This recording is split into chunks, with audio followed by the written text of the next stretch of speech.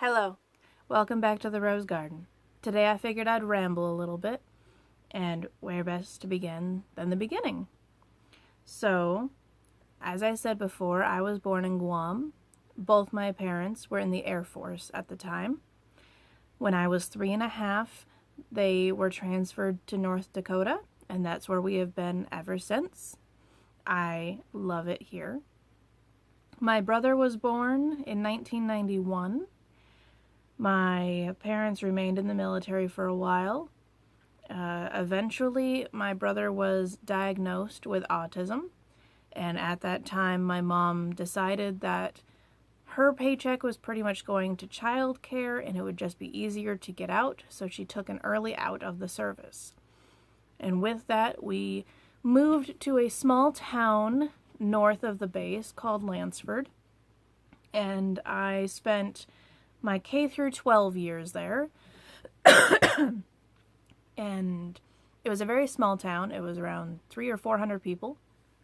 You pretty much knew everyone, and they knew you. My elementary school, when I graduated 6th grade, had only 40 students in it. This is Deimos, by the way. Hi, Deimos. Are you helping? Yeah, you are. When I graduated high school, my high school had to be in a different town because my town was too small to support a high school. So my high school graduating class was 24 students. And it was really easy to know everyone in your own grade, but also the grades above and below you. So we were a very close school. There was some bullying, but at the same time, a jock could just as easily be in speech or music, and no one would think any different because that was just the way it was. And I feel like as much as maybe I wasn't popular, I was never abused or completely ignored. I was just kind of someone to talk to or help. I just wasn't really that important. And at the time, that was fine with me because I didn't want to be the center of attention.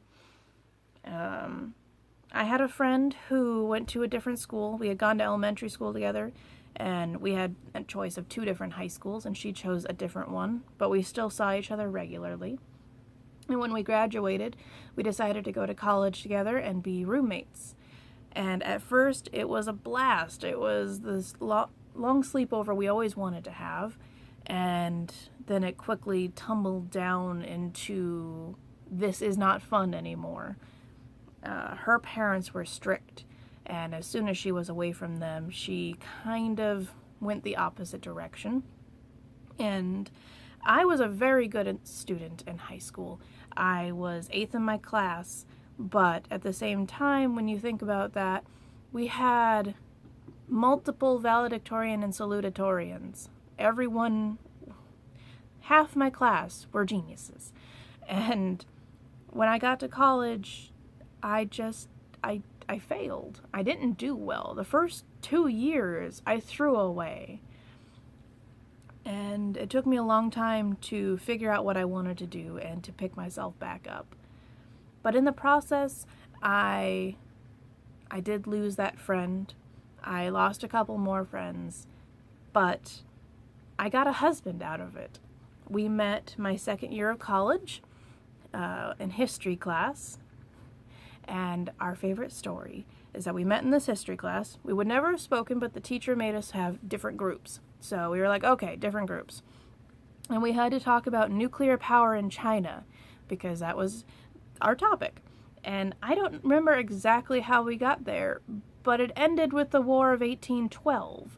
And our teacher came by and asked why were we talking about the War of 1812. And it just had devolved there. And ever since then, we would meet for lunch or snacks, or I would eventually come over to his house and he made me watch Red versus Blue. And it was creepy because we watched it in his bedroom and he was like, "Come here, I want to show you something." And he turned off the lights and he had this little TV and he put on Red versus Blue. And I'm like, yeah, I'm going to get murdered now. And it was hilarious.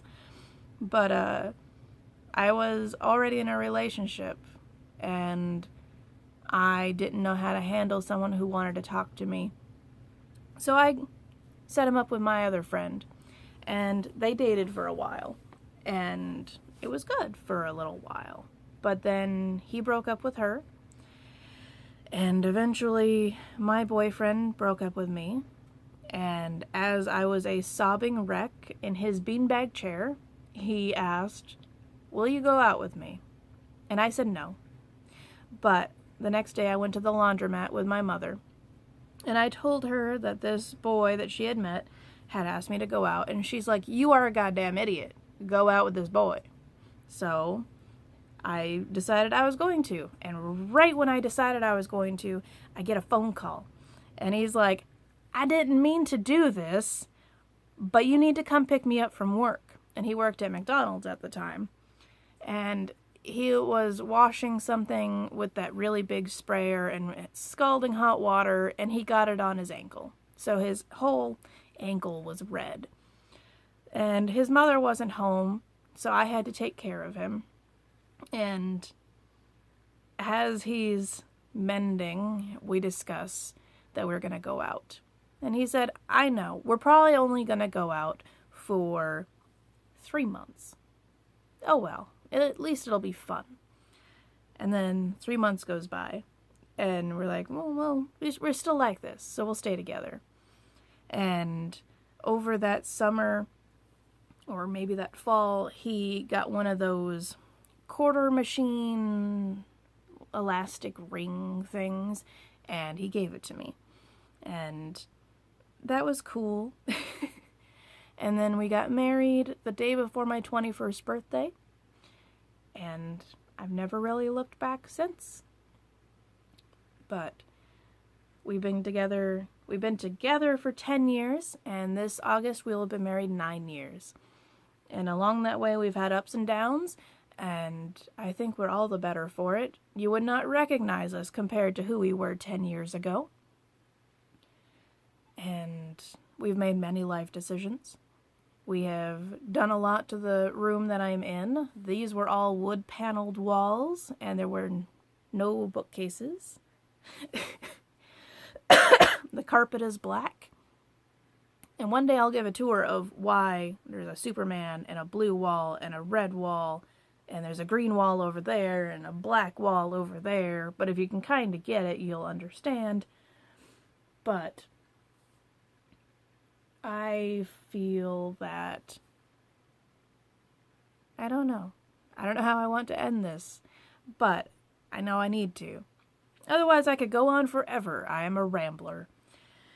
But I think this is a good first step. This is mostly happy things, and I can go into the smaller stuff later about the friendship that didn't last, or that other relationship, or actually it was 2 other relationships before my husband, and how that didn't work, or his previous relationship with my friend, and how that has been an interesting ride.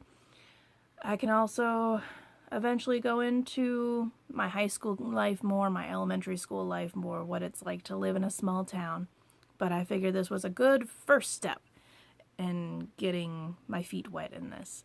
So I hope you'll continue to ride this journey with me and stay and listen or contribute. That would be nice too. So thank you for your time, and I hope to see you next time. Bye!